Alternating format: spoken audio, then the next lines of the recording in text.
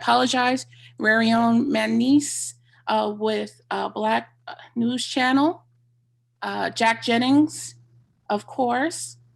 We have him with Religion News Service, Mark Grunberg. I don't know if I said That's good. That's good.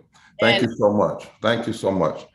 To all of the members of the media and those that are here today that are coming, we are very serious in the Poor People's Campaign and the West Virginia Poor People's Campaign and all of our partners to say that Senator Manchin needs to stop serving the positions of the U.S. Chamber of Commerce and the Koch brothers in his legislative agenda. We have put forth, as you have seen, a full-page ad in the major newspapers in West Virginia outlining how Senator Manchin is on the wrong side of poor and low-wealth people in his state and in the country. And we are currently in conversations about plans for possible nonviolent direct actions, may include a number of things, stand-ins, sit-ins, right in West Virginia in his own office. And today we're launching a national call-in and asking people to flood his lines today and all of this week. Now, while Manchin has moved some in response to the Poor People's Campaign in West Virginia's moral challenge, you remember it was after hundreds of them lined up at his door in June of 2016, June of this year, June 16th. The next day, he came out with a so-called compromise plan on voting. He hadn't moved until then, but he's still playing games with our democracy. Voting rights that have been guaranteed by the 15th Amendments and protected by the 14th Amendment should not be subject to a non-constitutional filibuster that has had a history of being used to block or weaken policies that would have addressed slavery, systemic racism, classism, sexism, labor rights, healthcare, and economic justice rights. The filibuster has been used in bad ways, and for him to continue to use it, this filibuster is just wrong. We also know that even in this so-called compromise plan, while it is good and it is powerful in many ways, the so-called freedom to vote, we actually believe it should be the right to vote. We don't have a freedom to vote in America, the right to vote. But the truth is, nothing was wrong with the For the People's Act that John Lewis actually wrote. Manchin says, okay, I need to come up with a new bill. And there are a lot of good things that many of the Democratic senators were able to make sure stayed in. But there is a very concerning thing that Manchin has slipped in, and the media, you need to watch it. It's one of the worst things we have seen, and that is for the first time in history of this entire nation, voter ID is given tacit approval while we're actually winning cases against voter ID, just one this past week in North Carolina. But more importantly, there is language in this bill that seems to deem voter ID as essential to, listen, election integrity, election confidence, and election access. That language is codifying the Trump lie. It is codifying the insurrectionist lie.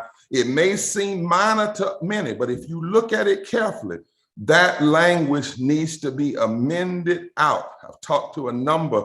We have a voting rights lawyers, and they are concerned about that language where voter ID is placed in the section dealing with voter integrity, voter confidence, and voter access. Manchin is still playing games. He's still blocking living wages, living wage of $15 an hour. He claims he has a plan to start at $11, but he has never put it forward, never gotten a vote on it, and never been able to bring these mystical Republicans that he always talks about.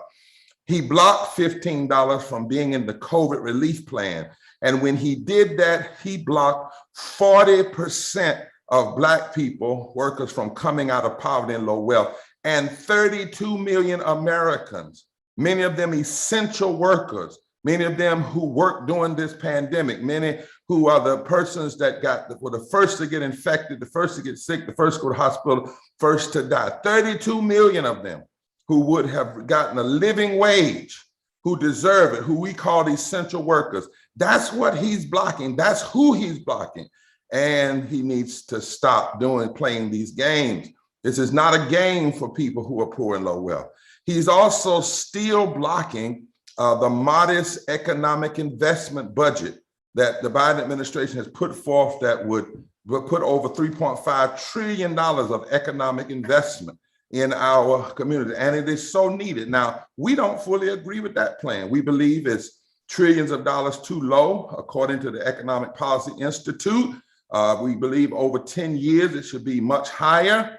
It is in fact a compromise, but we know that it should be more because we are in a time that we need to lift this nation from the bottom up.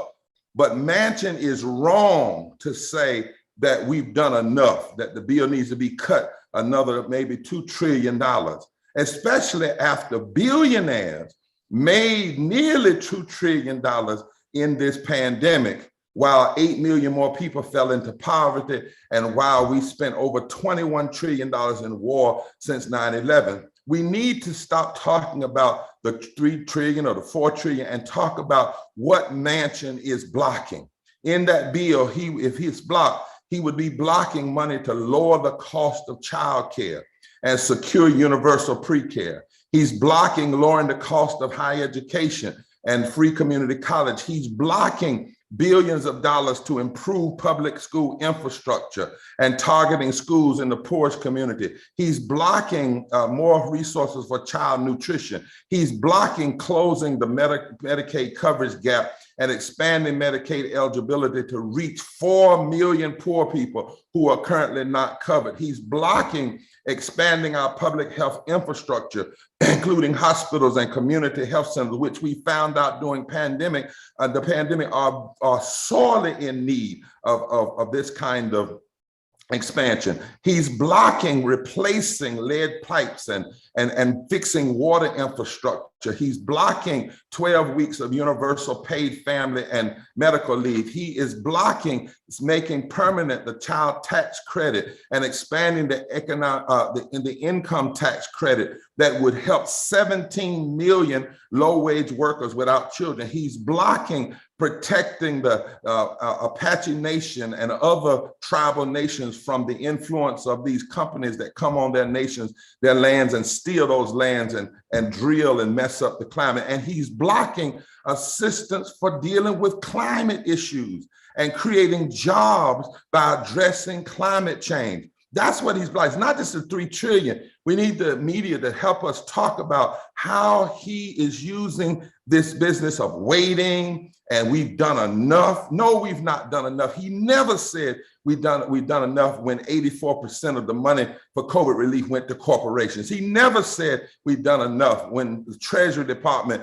put $1.2 trillion toward corporations, and we still have not even provided low-wage workers and essential workers with a living wage.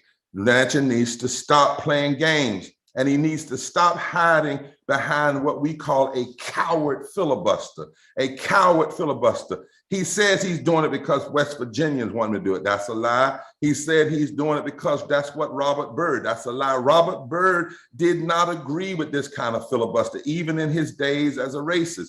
Robert Byrd denounced this kind of filibuster where senators don't have to defend it on the floor. He said a filibuster should be a fight. You should have to defend it in public where everybody can see it.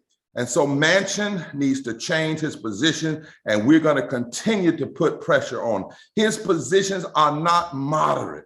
They are in many ways immoral. In fact, of the matter, Dr. King once said that the greatest people who have the greatest negative impact on issues of civil rights and justice were so-called moderates. But Manchin's positions are immoral. They do not meet the challenges of poor and low wealth people that they face every day, and it's just shameful. 100,000 people in West Virginia are uninsured, many of them minors and mothers and people throughout the state.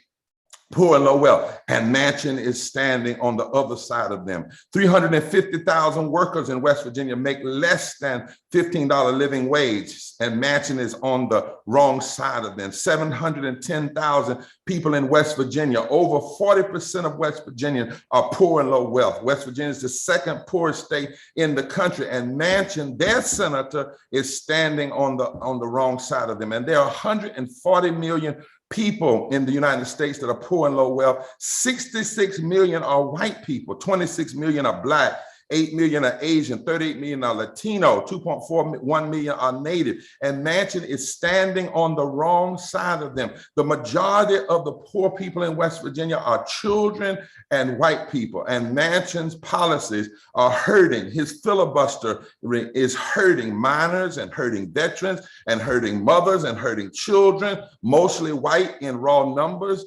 high percentage of Black people. He claims to be a person of faith, but what he's doing is sinful, it's immoral, it's morally indefensible, economically insane, and constitutionally inconsistent. He's playing political games and maneuvering, but this is no damn game for poor and low wealth people in this country and in this state. And so we stand for the needs of poor and low wealth income West Virginians. We stand for full voting rights, $15 living wage, a full and complete infrastructure and economic investment plan that lifts from the bottom up.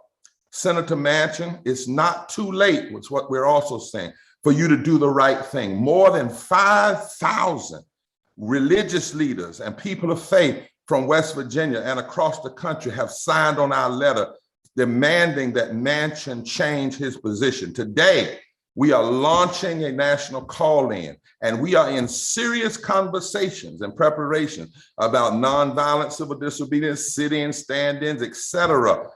In his office if Manchin doesn't choose the people over the Chamber of Commerce and the Koch brothers and his Exxon friends. These positions that Manchin and yes, Sinema and others and so-called moderates are taking, they're not moderates. There's no moderate position when it comes to justice.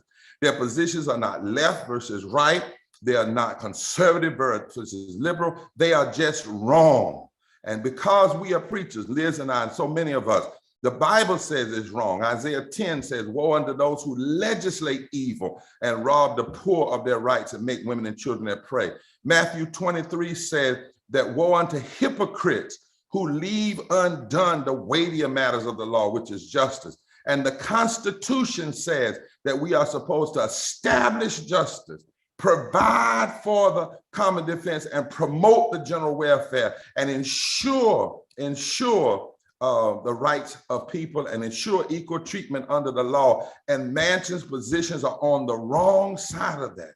And if we don't lift America from the bottom, 43% of this nation poor and low wealth before COVID, if we don't lift this and they are constantly denied and dismissed, we actually, positions like Manchin creates the ground from which extremists and autocratic leadership rises out of, because the people become so disheartened by what they are seeing. We've got to fight his positions. They are just wrong. And he knows it. He can do better. He claims to be a person of faith. It's time to stop playing games. We are in conversation with people from Arizona and partners there as well. And lastly, we are saying to the president of these United States, Mr. President, it's time for a moral reset. We don't need to just be arguing about numbers, whether it's 3 trillion or 1 trillion. This needs to be a moral and a values debate in this country. What do we really care about? Which side are you on? So we've said to the president that you ought to meet with religious leaders of various races and different theological positions, Black and white and Muslim and Jewish and Christian and Pentecostal and Methodist. And we've offered to help pull that together. But in that same room should be poor and low wealth people from Texas, from West Virginia, from Arizona. And in that meeting should be some of the top economists that can sit with you and that look at this from a perspective of what a bottom-up budget does, not just in terms of helping people, but how it is economically sane. It actually benefits the economy and gets us free of trickle-down economics and neoliberal economics. And then you need to have some voting rights lawyers in there. Meet with us, talk, hear, then go on the road. Go to West Virginia. You're the president of West Virginia too. Go to Arizona, go to Texas. And then Speaker Pelosi and Senate Leader Schumer call the president to the well of the Congress. And Mr. President, with the backing of these moral leaders and the backing of impacted people, declare that in America, we have to protect three infrastructures. First, the infrastructure of our democracy, which is full and protected and unabridged voting rights. Secondly, the infrastructure of our daily lives, which is healthcare and living wages and the protection of our environment and education and those things. And then thirdly, the infrastructure of our roads and our bridges and our technology. And we cannot separate either one. They all must be done together. And in this moment, this is your Lincoln moment, your Franklin Delano Roosevelt moment, your Kennedy going to the Congress moment, your LGBT Day, Lyndon Baines Johnson moment. This is the moment that we must have a moral reset in this country. And we cannot allow Manchin and Sinema and others who claim to take these moderate positions, which there is no such thing when it comes to justice anyway, to continue to filibuster the possibility and the future of this nation, and to filibuster on the lives and the pain of what poor and low wealth people are facing every day. Which side are you on is the moral question of this moment. And we intend to let it ring out and to push it until we see transformation and change. I want to welcome now the Reverend Dr. Liz Theo Harris to bring remarks, and then our other brothers and sisters will follow her and they will introduce themselves from West Virginia after she speaks. God bless you, Reverend Liz. Thank you so much, Reverend Dr. Barber, and welcome to the media that's here, as well as the thousands of people joining us online for this press conference and call in. As we are aware, in the past weeks and months, Democratic Senator Joe Manchin has suggested attaching work requirements to the child tax credit. He's opposed raising the minimum wage to $15 an hour. He's defended that filibuster. He's come out against the For the People Act and the $3.5 trillion Build Back Better plan. And indeed, as we know, since the Democrats took control of the Senate, the senator has been blocking the very agenda that led Democrats to win that majority. And he's been blocking some of the core issues that are included in the Democratic Party's platform. The impact of his policy stances on the budget, on voting rights, on the filibuster, on living wages fly in the face of Catholic social teachings. They're extreme, and they're contributing significantly to a great chasm between the rich and the rest, between Wall Street and the hollers, highways, and byways of the nation. Take, for example, his recent comments about the child tax credit. He said, you want to help the children, the parents that are basically providing for those children. There's no work requirements whatsoever. Don't you think if we're going to help the children that people should make some effort?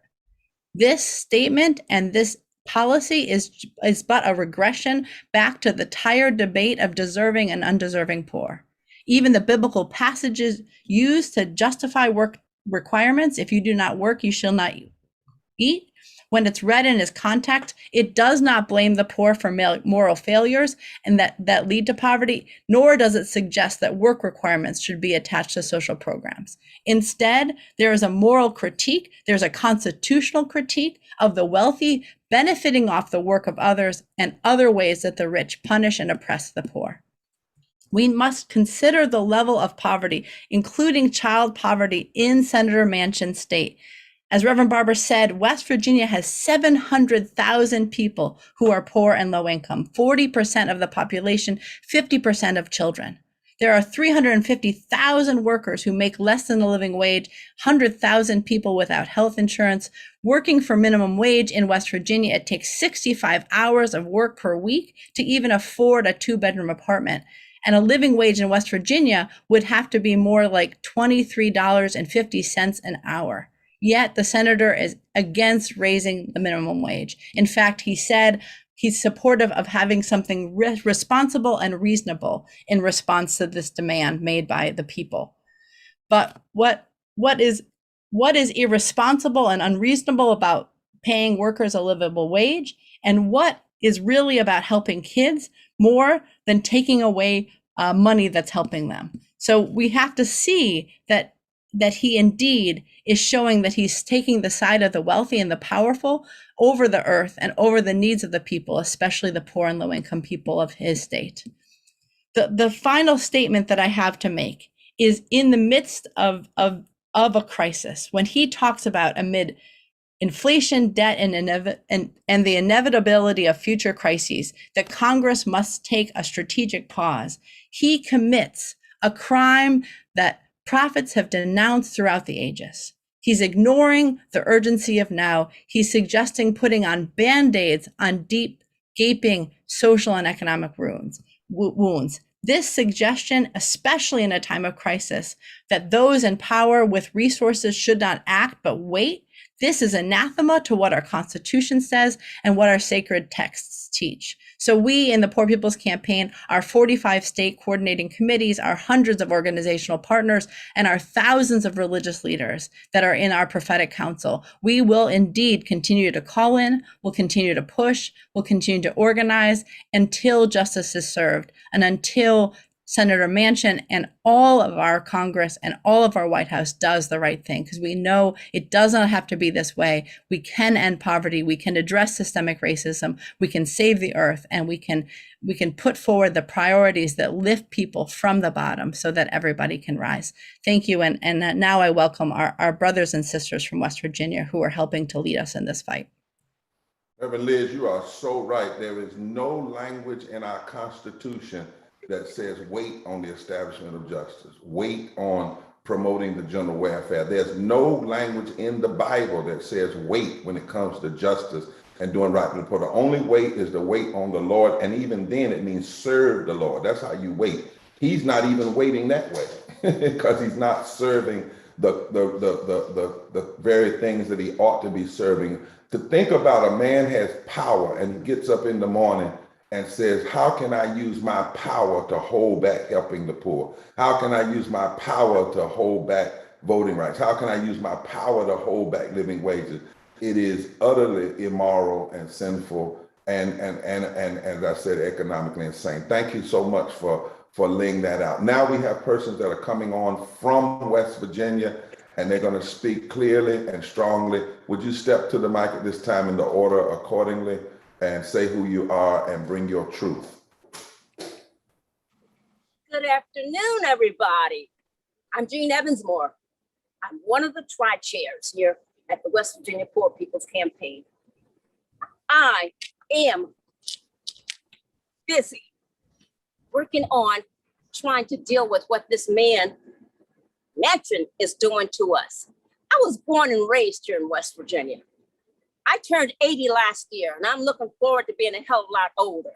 And the only way for that to happen is I have to stay busy fighting for us, fighting for what we need. We deserve a minimum wage of $15 an hour. And what's interesting is, obviously, lots of companies have realized that because they have already done it. What the hell is the problem?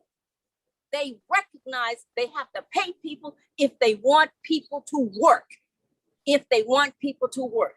West Virginians deserve it. Yes, West Virginia Manchin, West Virginians deserve it. Your child, your daughter made a hell of a lot of money by closing up that company she was running. You are not getting any of that back. And in your income tax bracket, you probably are paying fewer taxes than I am. That's not good. That's not good at all. Now, if you want to do something about the John Lewis Voting Rights Act, well, I'm going to tell you, I'm taking that very personally. My thinking is, you don't want John Lewis's name on it. You want your name on it. So what's your real deal? I think you're looking for something for your future. I think you're looking to put Joe Manchin's name on something. I think you think that will help you in your next political venture, which I've heard you're going to go for governor. Okay, West Virginians, pay attention to what's going on. things are getting a little flaky around here. Very. We don't deserve this. You have been lying, you have been insinuating, and you have continued doing this. And now you are feeling pretty good. You're standing up real tall. You are not taking time to talk to the Poor People's Campaign. No, you're feeling good. But let me tell you something, buddy. We're not done with you. We are not giving up. We're not quitters, but we are fighters. And you know what? We are going to win because right is on our side. And that is the side that West Virginians are going to stay on. Look forward to seeing you. Thank you so much, Jean, for your powerful comments. And you all should also know, members of the media, we contacted his office, asked him to meet with people from West Virginia before today. We got a note back saying he was not available before 2 o'clock, but they would keep us informed. But he knows that we said we want to meet with him, with people, and we want media in the room. This is not a game. This is not a game. And it's time for him to stop playing games and decide which side he's on. Hello, my name is Pam Garrison. I'm tri-chair of the West Virginia Poor People's Campaign. We're standing here today in front of the Chamber of Commerce because that's where the dark money comes from in our state, in your state, and in our capital. I want to ask a question from that one of fellow West Virginians wanted me to ask Senator Manchin. Why it seems like you work harder for the people who are misinformed and for the people who are misinforming them, because we've been through this propaganda. We've heard these same old lines and spin that you're trying to play on us. And West Virginians, we aren't stupid. We know what's going on. We know what happens with a filibuster. It is a made-up tool that does nothing but takes away the will of the people. You try to lay on us $11 an hour minimum wage. Well, you're 25 years behind. So a couple of dollars that you're going to spread out over 5 or 10 years, that don't cut it. Here in West Virginia, we're trying to get people to come in from out of state because we're dying of COVID. And our people can't afford to take time off because they're sick, because they only make slave wages. So Senator Manchin, we've had enough. We are tired, but we are not that tired. We will keep on, and it just don't go for you. It goes for every senator that's up there that's fighting against us. We are the people, and we are coming together. We are mobilizing. We are organizing, and you will listen to us, or we will put people in who will. We believe in a constitution, a fair wage. We believe in the right to vote, our God-given right to vote, without you or anybody else's interference. To Senator Manchin, this comes from West Virginia. I'm standing here for 140,710,000 West Virginians to tell you, we are not buying your garbage. Either you stand with us or you are against us. And every one of you in Washington, the same goes for you. If you ain't for us, then you are against us. Thank you. Call, flood his lines, flood his house, flood him. Come on, America, stand. Because when good people don't stand, evil people run us. And that's what we've got. Stand, people. Thank you, America. This is about our patriotism. This is about our freedom, our country, our democracy. Stand for it. Because if you don't, all we've got is a democracy in name. Like that is what they want. Fight with us. Thank you, Reverend Barber. Thank you, Reverend Liz. And thank you, Poor People's Campaign. Thank you so much, Pam. Thank you. That's the fire we're bringing with all of our deep commitment, Mara. We are not playing. This is serious business. You see the number there, 202-224-3954. Flood that number. Go to our site and send the letters and all week long. Tell everybody you can. Just keep doing it. And you're going to hear us as we talk about even more plans. The one thing we promise you is we are not going away. Our next speaker from West Virginia, Pastor Lipscomb, who's talking from a religious perspective. God bless you, brother. God bless you, Pastor. Bishop Barber, everyone on line today. I'm Pastor William Lipscomb, Senior Pastor at Restoration Praise Temple, located on the campus of West Virginia State University. And I say that because West Virginia State University is an HBCU and one of the beacons in the state of West Virginia that helps develop our best and brightest young people. However, those young people, because of not being able to make a living wage, are having to go to other states, which is affecting West Virginia here at home. Our population is shrinking. Our young people are fleeing in massive numbers. And Senator Manchin, I want to say that what is best for West Virginia is best for the country. Give us that living wage. We demand it. We're getting to the point we're tired of asking. We demand it.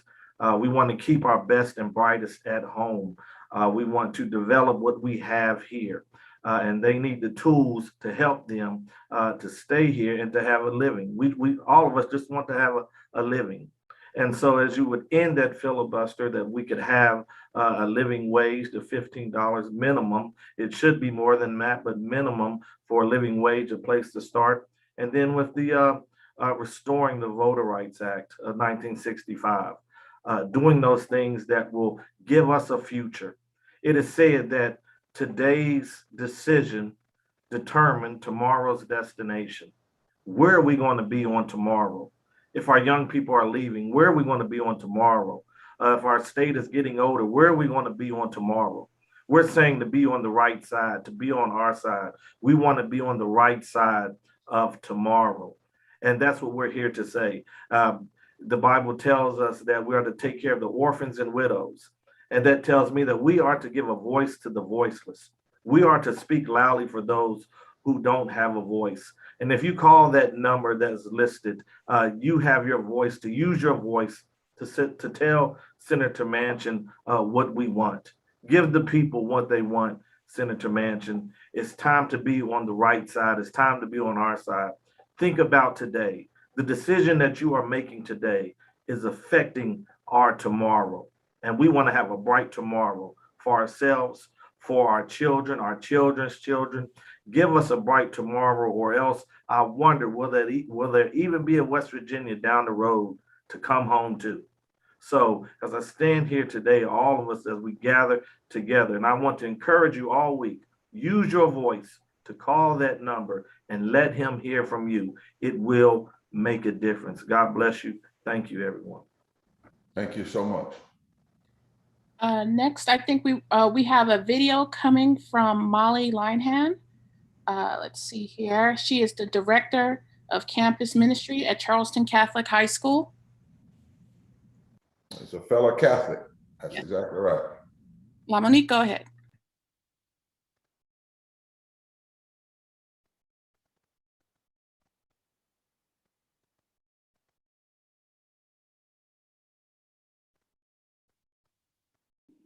I am Molly Linehan Belcher. I'm a Catholic. I'm not an ordained person. I'm a high school teacher, but I do work to be well-formed in my faith. When I teach high school, I hope to convey to my students that each of them, each of all of us, every person is a reservoir of God's revelation, unlike any other, because we are made in the image and likeness of God. 8 years ago, we witnessed the immoral dismantling of key provisions of the Voting Rights Act. Diminishing voters' rights undermines the dignity of individuals and starves us of the voice of God in minority, Black, and Brown communities. In 1963, the U.S. Catholic bishops stated definitively, and I quote, "No Catholic with a good Christian conscience can fail to recognize the rights of all citizens to vote." Senator Manchin is a Catholic. 2 years ago, at an interreligious meeting of youth, Pope Francis said, "Everyone has the fundamental role to play in a single great creative project, to write a new page of history a page full of hope, peace, and reconciliation. I look forward to the day when we can be sure that everyone means everyone. Thank you for your time. And thank you so much, my sister, by video. As we now prepare to take questions from members of the media, let me say these 4 things real clearly. Manchin is on the wrong side when he continues to use this filibuster to block restoring the Voting Rights Act, to block the For the People's Act, to block economic investment and the Build Back Better plan, which is just the beginning. It is not even, it is already a compromise. And to block any sense of having a living wage. Secondly, let me say clearly, when he does these things, he's standing against the 1/3 of this citizenship that is poor and low wealth. And over 40% of the people in his state that are poor and low wealth, and over 50% of the children. Thirdly, he is standing with the Chamber of Commerce, his Exxon and other energy friends, and those who are extremists. Now, he also, we want you to notice, fourthly, what he's doing. The Voting Rights Act advancement has been passed in the House. It won't take it up because even if he votes for it, if he doesn't say he's gonna break the filibuster, he's just getting a pass. In other words, he gets to vote yes, but he also gets to tell his Republican friends, my yes vote is not gonna make it law. And then the second thing he does is he's fighting for the bill, for the People's Act to be reduced down. Not only did they put this language in there about voter ID being necessary for the integrity of the election, which is bad language, despite all of the good and powerful things that are part of the new bill, they took out all of the things about ethics that says that the president must show his tax returns, for instance. So what he's doing is he's using that to bring the bill down, but then he's making no commitment that he will break the filibuster. And so again, if it comes up, he gets to vote yes, but it doesn't go anywhere. So he gets to basically try to please both, to try to fool his Democratic constituencies, but then also give a wink, wink and a nod, nod to his Republican friends by saying, see, I voted yes, but it didn't go. This is gamesmanship. And it's shameful, it's wrong, it's unjust. It's actually dangerous to the people that are hurting so much in this country. And lastly, when he talks about waiting and waiting more, you know, members of the media, that should be challenged every way. What do you mean wait? Before the pandemic, 140 million people were poor and low wealth. Before the pandemic, we needed these things. Surely afterwards, we need them. What do you mean wait? Wait for what? Wait for who? He never saw a tax cut that he said wait on. He never saw a benefit to corporations that he said wait on. The Bible says that this kind of stuff, passing and doing this kind of robbery of the poor, is a form of immorality and evil. It's wrong. And we cannot be silent and will not be silent. So we'll take questions from members of the media at this time. Okay, so we have one question in advance from Mark Grunberg with People's World. He would like to know, I realize we're concentrating on Manchin here today, but what are you planning to do about cinema? Well, Manchin is the linchpin. We believe if Manchin breaks, Sinema will. Sinema's talking about her ultimatums, but we also are in conversation with our partners in Arizona. You know, the Poor People's Campaign, as Liz said, it has 40-some state coordinating committees all across this state. Remember, we went to Arizona one time and were there in front of her office. We were arrested for simply waiting on her and trying to meet. But I can tell you that something is rising across this country. A lot of what we've seen is the hesitancy caused by COVID. That's why you didn't see more and more action. We couldn't be, you know, ask people to come out in the midst of COVID and risk their lives. But the more and more people are getting vaccinated, the more and more we're hearing about what can be done. People are beginning to think more and more about why we have to use every tool, whether it's call in, sit in, stand in, what we have to do. And so let me say that all over the country, We're in conversation with people that are saying, listen, 2 senators cannot control this country. In fact, we're saying this time is now. There are 160 plus members of the Black Caucus and the Congressional Progressive Caucus. It's time for them to hold the line. Manchin wants infrastructure because he has something he wants for West Virginia, utility grid, a bridge, or whatever it is. Well, we're not against infrastructure. We're just saying you're not going to get what you want and then undermine everything else that the people need. So this is the time that the congressional people, I saw this morning where Senator said she gave an ultimatum. If this doesn't happen, a lot of that's just talk, it's woofing, it's trying to scare people. All of them want that infrastructure bill, but none of them should get it until they do right by voting rights and do right by investment, economic investment from the bottom up, and do right by poor and low wage workers. We have to stand, and we're calling on all people to stand, but we also agree that part of what we need to do to Sinema and the rest of them, we need the president to go to these states where these senators are bucking him. He's the president of a whole country. He needs to sit with strong, powerful religious leaders. You know, we sat with Nancy Pelosi, we brought in religious leaders that represent over 50 million congregants. Sit leaders, diverse. He needs to get in his ear people like Pam Morrison and Jean and folk from around this country. And he needs to sit with some serious economists and sit with some serious voting rights lawyers, and then go to the well of the Congress and reset. We need a moral reset. Liz and I talk about it all the time. We're talking too much about whether it's this many thousands or that many in terms of dollars and cents, rather than human beings and the pain and the problems that really exist. Okay, I think that is it. I don't see, oh, wait, hold on. We got Jack Jennings. Hold on. Go ahead, Jack, you're on the line with us.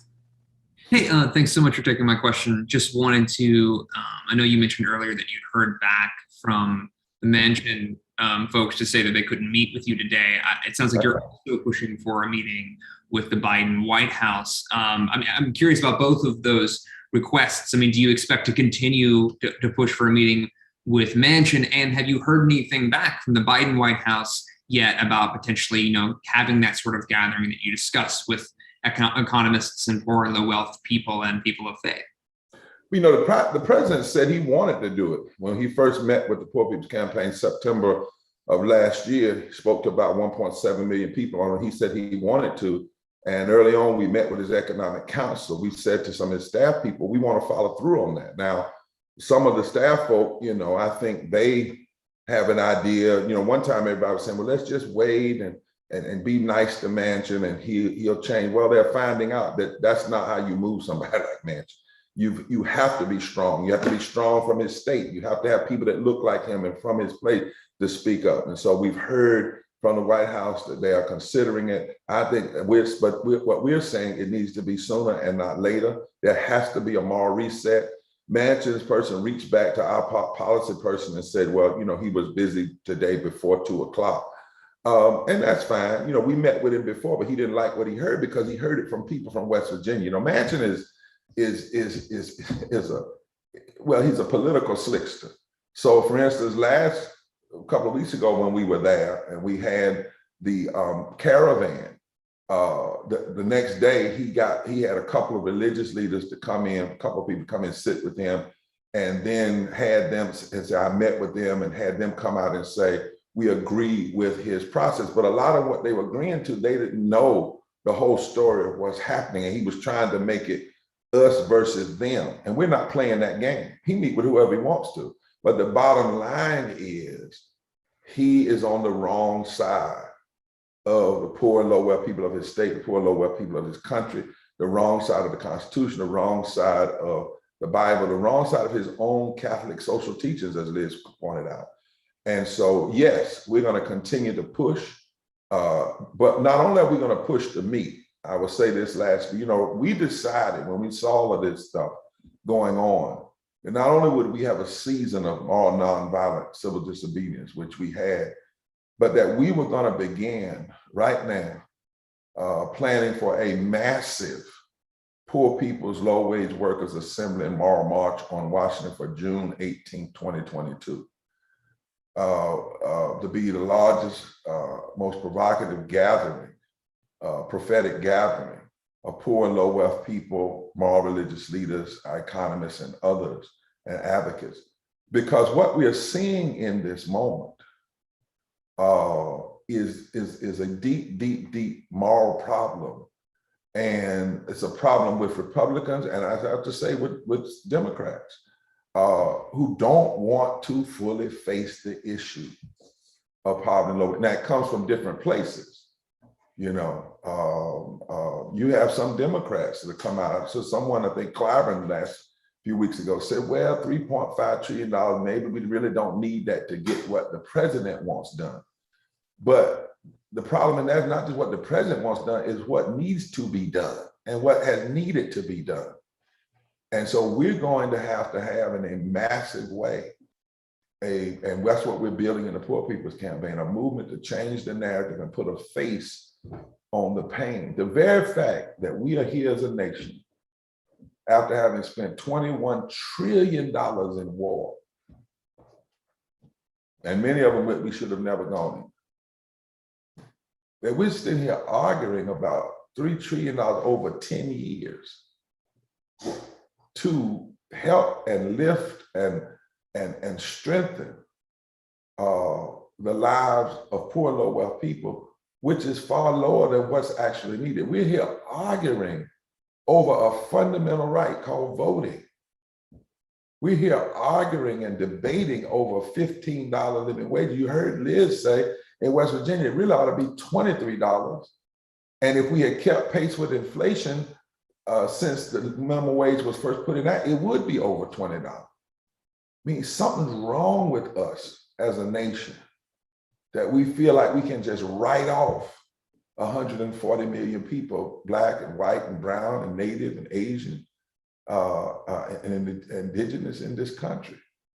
And so we're asking for meetings now to push this agenda. We're saying to the president, you've got to go to the well of the Congress. You've got to have a moral reset. We're calling on the Black Caucus, the Progressive Caucus, anybody who knows right, to hold this line. Don't give up. Don't let one man or two people control the destiny of this whole nation.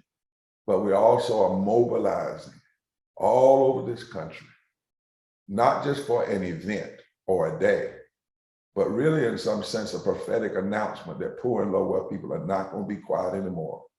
We're not going to be disengaged anymore. And we are going to build power and shift the narrative in this nation. We have to do it for the very possibility of what America might become, or the very possibility if America can even be. Because if we don't address these issues of systemic racism, systemic poverty, ecological devastation, denial of healthcare, the war economy, and this false moral narrative of religious nationalism, the very question of who we are is at stake. Who we can be is at stake. And Manchin's efforts are not just the actions of one senator from West Virginia playing a shell game. He literally is fooling with the possibility of this nation to continue to stand and exist and to be closer to what it has promised it will be. This is not small stuff. This is the crisis of our country, a crisis of the democratic process, a crisis of civilization, if you will.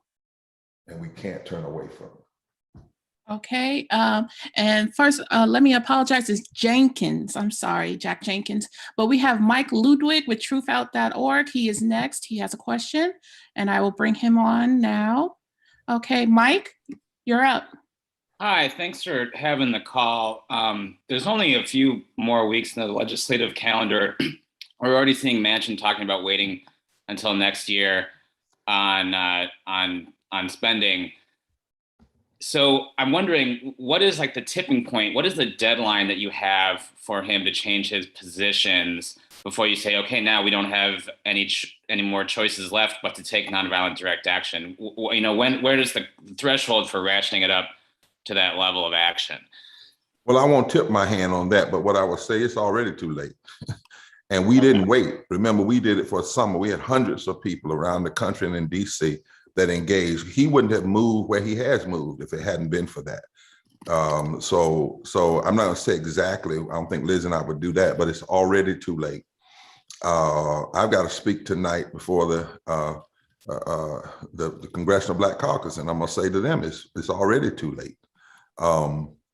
We believe that's been his game, is to slow down, stall, and get us to the end, and then say we got to wait, and then to try to make the stuff go into 2022 when all of the attention will turn to the mid-year election as opposed to dealing with these issues. And so we don't have a short-term game. We're here and we're not going anywhere. And we're going to continue to push and fight and build and stand ardently. You heard Pam. That's our cry. Pam Morrison just said, you know, and Jean just said what they said, and Pastor Lipscomb, what they said is what our whole campaign is saying. You know, we have a saying that comes up from poor and low-wealth people in our campaign. We have no choice. Our backs are against the wall. We have no choice but to fight. And we will fight non-violently, but we will fight. So I won't say exactly when, but I will say that when we're doing today, that these ads and all across the country, this is a sign that time has run out. And remember, we didn't wait to do nonviolent direct action. We already have been doing it, and we are going to continue in our plans for what we have to do, and call the rest of the nation and call moral leaders to do it. I like what Jean said, and what the hell is wrong with him? What the hell is wrong with this country? That in the midst of all we've been through in a pandemic, we give $1.2 trillion straight from the Treasury to corporations. We give 84% of the COVID money to corporations and banks, and people are out here hurting. You know, if we were in family with the family psychologist, they would be naming Manchin as an abuser. You know, he's being abusive with his power, abusive to the very people in his state who need it the most, and the very people in this country who need it the most, and the very people who saved this country during this pandemic. Because if it wasn't for poor and low wage workers in industries that were face to face, that went to work anyhow, and we called them essential, this economy would have imploded. And most of them were the first to die, get sick and die. And now that we've got a chance, we're not going to do right. And we're going to try to undermine their voting rights and let state legislatures do it without federal protection. We're finding out Trump wasn't the problem alone. The problem is the so-called moderate Democrats and these so-called extremist Republicans. And the problem is not liberal versus conservative. That's the false narrative. The problem is, which side are you on? The side of the people or the side of greed and money and the Chamber of Commerce and those who would do more taking than they would lifting the people in this community, in this country. So time is already up.